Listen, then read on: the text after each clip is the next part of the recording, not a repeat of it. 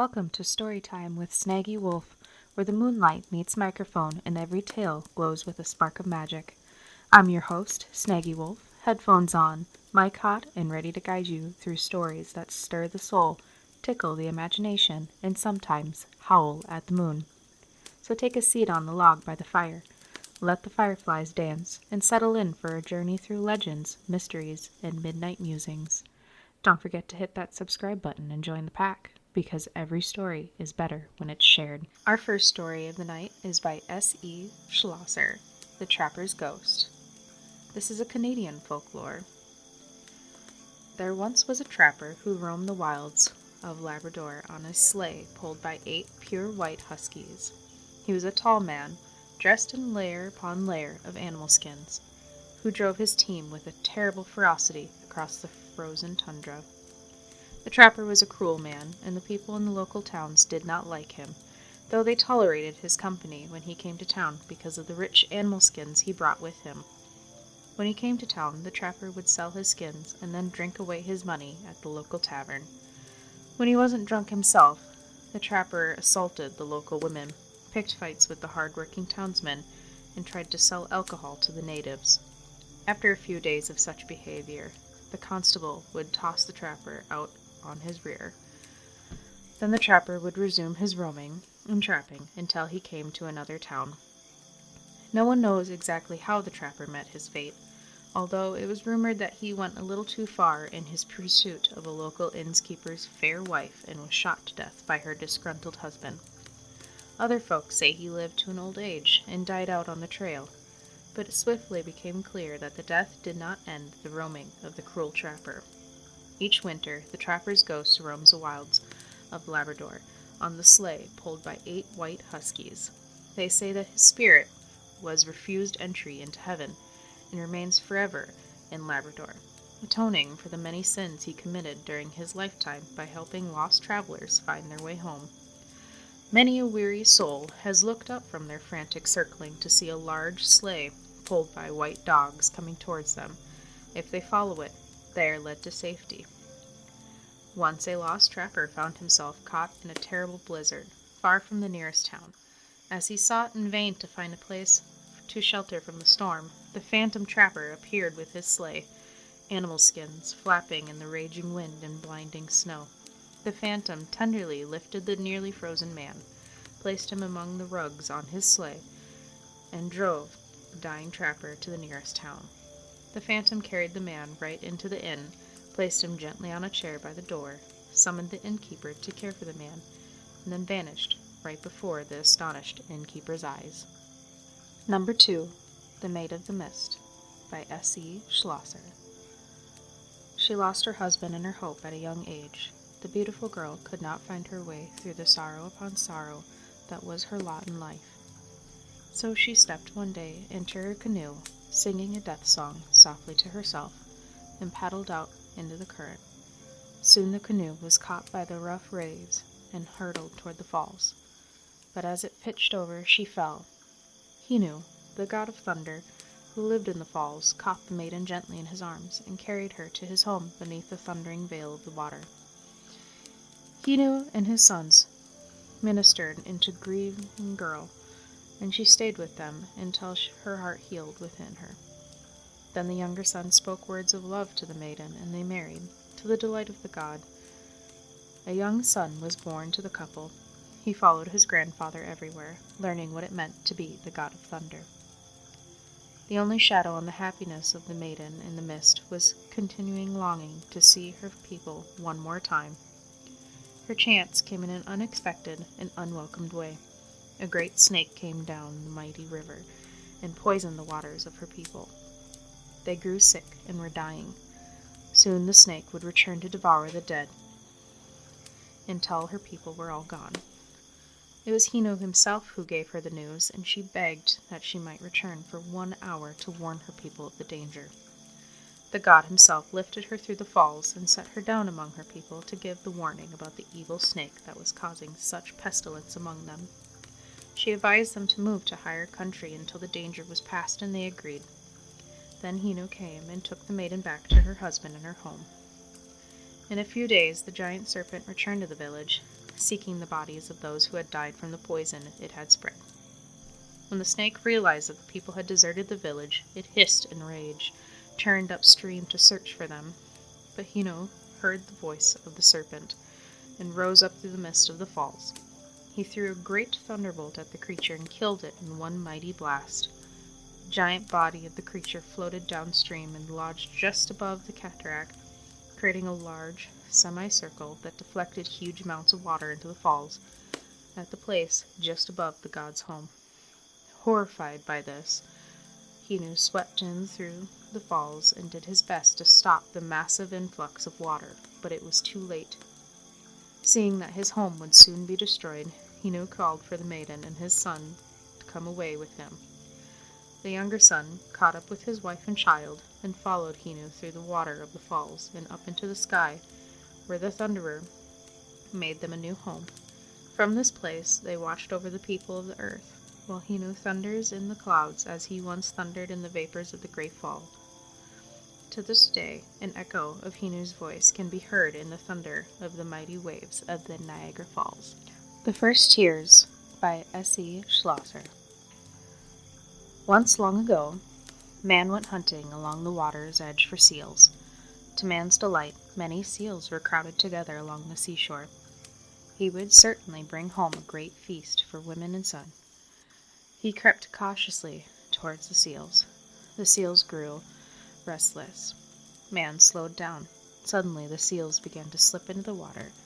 Man was frantic. His feast was getting away. Then man saw a single seal towards the back of the group. It was not moving as quickly as the others. Ah, here was his prize. He imagined the pride on woman's face and the joy in son's eyes. Their bellies would be filled for many days for such a seal. Man crept towards the last seal. It did not see him, or so man thought. Suddenly it sprang away and slipped into the water. Man rose to his feet. He was filled with a strange emotion. He felt water begin to drip from his eyes. He touched his eyes and tasted the drops. Yes, they tasted like salty water. Strange choking sounds were coming from his mouth and chest. Son heard the cries of man and called woman. They ran to the seashore to find out what was wrong with the man. Woman and son were alarmed to see water flowing out of man's eyes. Man told them about the shore filled with seals. He told how he had hunted them, and how every seal had escaped his knife. He spoke. Water began to flow from the eyes of woman and son, and they cried with the man. In this way, people first learned to weep. Later, man and son hunted a seal together. They killed it and used its skin to make snares for more seals. The werewolf in Central European folklore. The figure of the werewolf, or wolf man, occupies a dark and powerful place in the European imagination. Far from being the monolithic creature, the werewolf of the Central European folklore is a profoundly contradictory entity, split into two opposing archetypes by centuries of historical and theological pressures. On the one hand, the familiar image of the demonic and cannibalistic monster emerges, a product of the early modern witchcraft trials that embodies anxieties related to sin, heresy, and the loss of humanity.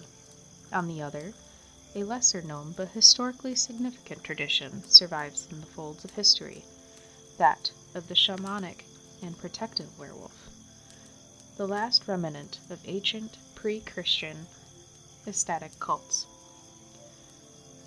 This does not represent a single linear evolution from good to bad, but rather a violent schism. The imposition of a rigid Christian dualistic vision, God versus devil, on a more ambiguous pagan tradition in which transformation was a morally neutral form of supernatural power, forced the figure of a werewolf into beatification. This process generated two parallel and mutual exclusive archetypes: the diabolic monster and the shamanic guardian preserved in the isolated folk traditions. The analysis of this fracture reveals a fundamental tension between official demonology and resilient popular belief, tracing the history of how a symbol of ecstatic power was transformed into an icon of terror. The concept of a man transforming into a wolf is not a medieval invention, but has deep roots in the classic world, where it often served as a cautionary tale about hubris and divine retribution. The most famous, influential of the stories comes from the Greek mythology, the tale of the king Lycan of Arcadia. According to the myth, as recounted by Ovid, the arrogant king Lycan sought to test the omniscience of Zeus by serving him a meal made out of human flesh. Enraged by this act of sacrilege and cannibalism, Zeus punished the king by transforming him into a wolf, his outer form now reflecting the savagery of his soul. This narrative established a powerful archetype, lycanthropy, as a divine curse, a punishment for transgressing the sacred boundaries between gods and mortals, and between civilization and barbarism. However, not all ancient accounts framed lycanthropy as a punishment. The historian Herodotus, written in the 5th century BCE, described the Nuri, tribe living near the Scythians, who were said to transform into wolves for a few days each year before returning to their human form. This account suggests more clinical, perhaps shamanistic, or totemic relationship with a wolf, devoid of the moral judgment present in the Lycan myth. Similarly, the Roman writer Pliny the Elder recounted a story of an Arcadian man from a specific clan who, chosen by the lot, would swim across the lake, transform into a wolf, and live with a pack for 9 years. If he had abstained from eating human flesh during this time, he could swim back and regain his human form. These tales point to a belief of temporary, ritualized, and conditional form of transformation, distinct from the eternal divine curse. These classic narratives are themselves an echo of a more ancient, widespread European belief complex. This transformation into a wolf was often linked into specific ritual acts or particularly social status, especially concerning young, unmarried warriors operating outside of the normal bounds of society. In the Hittite tradition, for instance, warriors known as wolf people had donned wolf skins to regain magical powers and special jurisdictional status. This suggests that the myths of the Lycan and the Arcadian wolfmen may be fragmented memories of an ancient intuition rites for warriors' bands where young men ritually became wolves to harness their ferocity and operate as an unified pack. This ancient warrior tradition provides the foundational context for later, more specific, Germanic cults. The roots of the connection between a man and a wolf sink in deep past, long before lycanthropy was associated with evil. The origins of the term itself from Old English werewolf, composed of were, man, and wolf, wolf, indicating a deep-rooted culturally association in Germanic societies. This connection was not metaphorical, but ritualistic and military, linked to a warrior practice dating back to common European heritage. At the heart of this tradition is the concept of Mannerbund, the League of Men, or warrior band, a fundamental social and military institution in many ancient Germanic societies. These groups of young warriors often identified totemic ally with predators, such as bears, or more significantly, the wolf. Lycanthropy, in this context, has been reconstructed by scholars as an aspect of intuition rite. Traces of these cults are found in various cultures, from the Hittite and Greek and Germanic, suggesting a common origin. The identification of the wolf was not purely symbolic. The warrior's ritual became wolves to absorb their strength, ferocity, and cunning. This often occurred by wearing wolf skin, a practice that gave their name, literally wolf skins or wolf coats. This is not a curse, but a form of ritual transformation aimed at obtaining a sacred and terrible power. It is considered the elite warriors of Odin, the Ulfnir, the Norse god of war, magic, poetry, and ecstasy. Their distinguished feature was the Berserker Gang, a trance-like state of fury that pervaded them in battle.